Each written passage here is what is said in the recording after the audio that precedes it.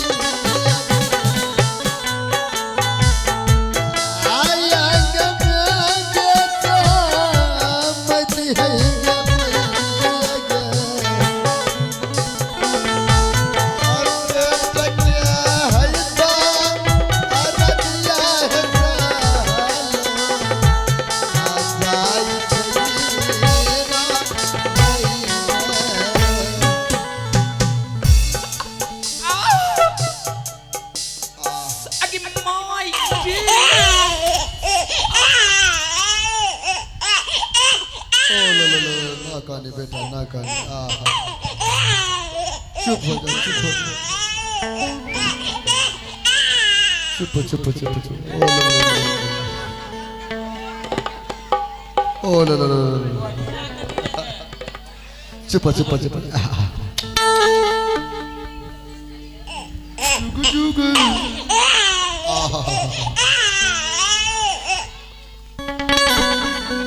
जुग जुग जिया सुललनमा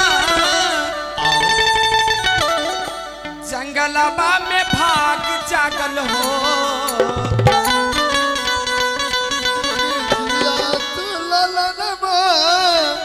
जंगलबा में भाग जागल हो। ललना लाल है आके जैसन जंगलबा में भाग जागल हो। ललना लाल है फुलवा के जैसन मनवा में आस लागल हो। जुग जुग जिया सुललनमा जंगलबा में भाग जागल हो। जुग जुग जिया सुललनमा जंगलबा में भाग जागल हो। ललना लाल है फुलवा के जैसन जंगलबा में भाग जागल हो। ललना लाल है फुलवा के जैसन जंगलबा में भाग जागल हो।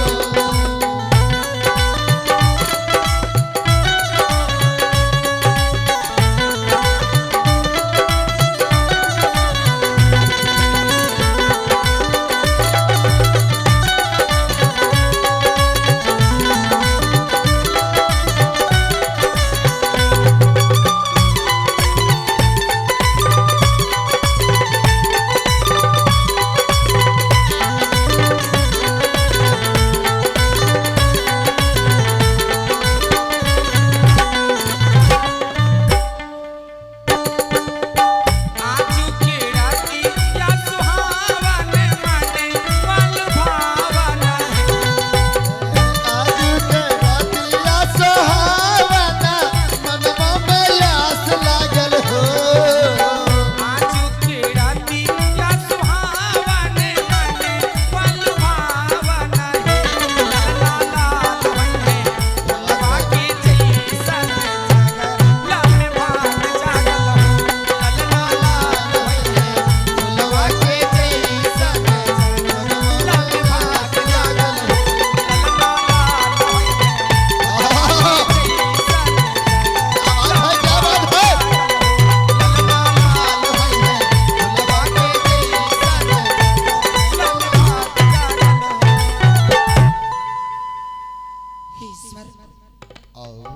हे दिवाली देव महादेव, आज सुबह की बेला सुमुहूर्त भजन संध्या की बेला है।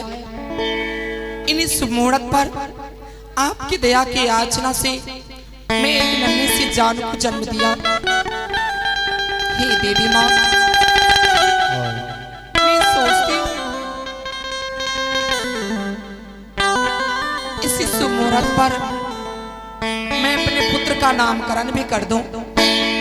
इसलिए आज मैं सुबह सुबह भजन संध्या की बेला में सभी देवी देवता को साक्षी रखकर और बड़े समाज, माँ बाप, भाई बंधु को साक्षी रखकर मैं अपने पुत्र का नाम इस जंगल में रहकर भी जंगली बादशाह के नाम से पुकारूंगी। आज से और अभी से मैं अपने पुत्र का नाम जंगली बादशाह रखूंगा।